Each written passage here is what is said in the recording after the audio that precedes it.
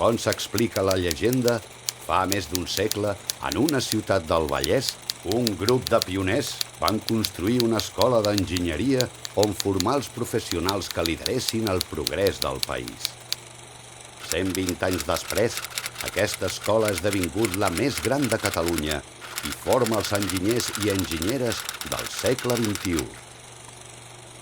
La SEIAT de la UPC, una escola de llegenda.